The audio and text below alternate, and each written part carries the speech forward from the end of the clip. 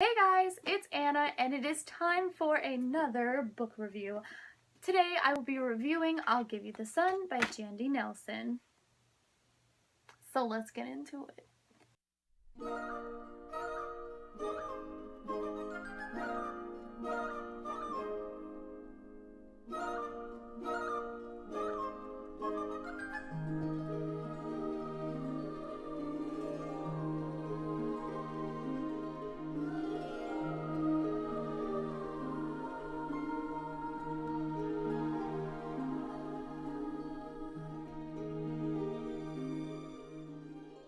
I'll Give You the Sun is a very nice contemporary. I give it 5 out of 5 stars, and it's about two twins, Jude and Noah, who as they grow up start to draw apart a little bit. They start to get new interests and just they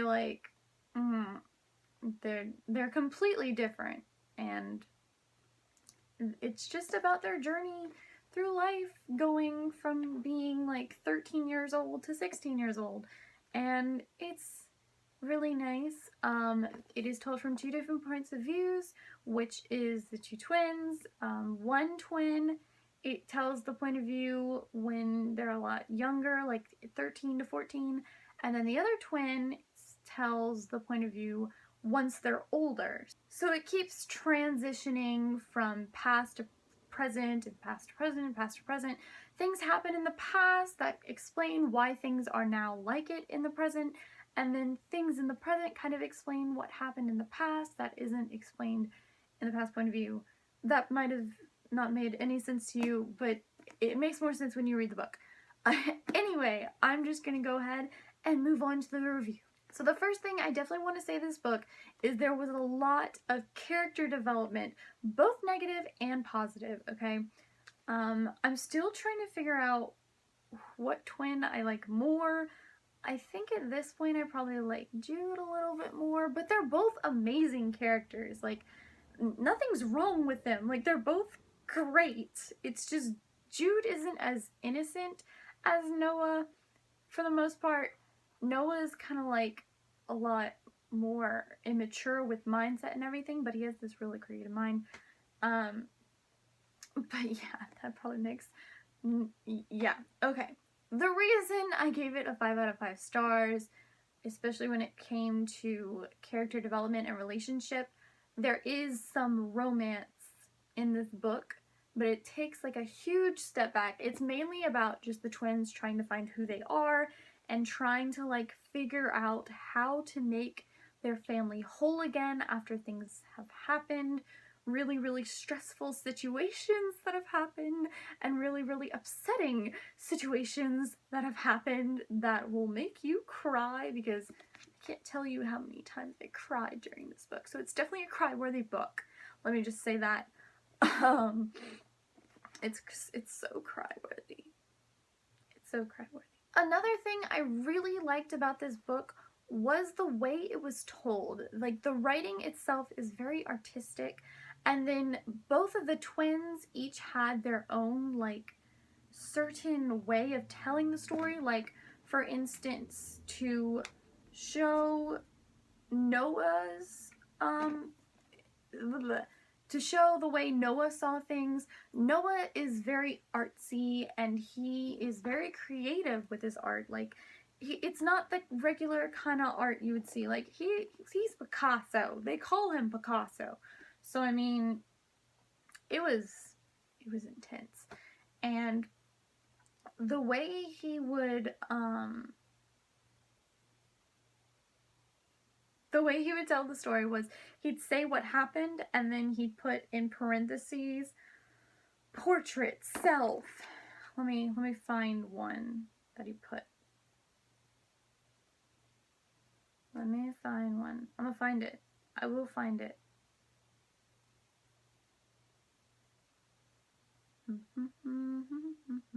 Okay, portrait, self-portrait, the boy who watched the boy hypnotize the world.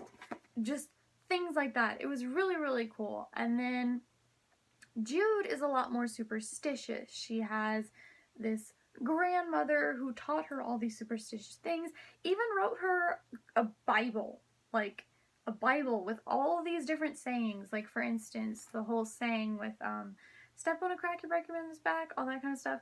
It always, she would always put a certain saying that pertained to certain situations that happened in the present. And it was just really cool how they had those two distinctions. Through my experience reading books with different points of view, I find that sometimes it can be very difficult to write using different voices so that you can distinguish who you're reading from at the time. Even if, like for example, okay, Allegiant. Let's be honest, who really knew who was speaking at the time? I kept having to flip back to the beginning of the chapter, and I realized it was Tobias when I thought it was Triss, and I was just like, oh, okay. But with I'll Give You the Sun, there is a clear distinction of what is happening and who is telling it at the time. And it's like even the attitudes and the tone of how they speak, like you can tell whose voice it is at the time. And it was just really, really cool. I really enjoyed this book. This book was really amazing, and it definitely was a book that made you think of things. Like, there were some real life situations that were just really dramatic and really upsetting, and it made you like take a step back and think of what would happen if you were put in that situation.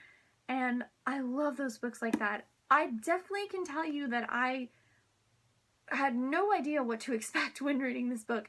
It is a very unpredictable book. Like, you think something's gonna happen and then it doesn't, and then another thing happens and it's not what you thought at all, and then it's just like, oh dang, oh, lovely, that just happened. But yeah, I pretty sure I screamed at this book at some point, screaming at the characters. Yeah. Like, it was, I love those kinds of books. I will say that at first it was a little difficult to get into, but that was after reading like all of these different books and then trying to read different books at the same time. No, you can't do that, especially not with this kind of book. This is the kind of book that you just have to be reading one book at a time, because it will take up a majority of your brain to have to function while reading this, because there are some things in this. There's a lot of talk about disease and everything and all that kind of stuff. The way the title contributes to the storyline was really, really clever, and it's also really, really cute. And when you figure out the contribution of the title to the storyline, it's like, wow, because I figured it out and I was just like, oh my god, that's so sweet. And it was really good. I will say that someone dies in here. I'm not going to say who at all, although you do find out very early on in the book, but you don't find out how the person dies until like a long time later, and what happens before the person dies and all that kind of stuff.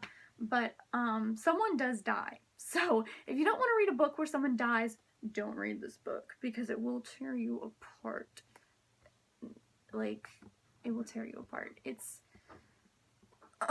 so...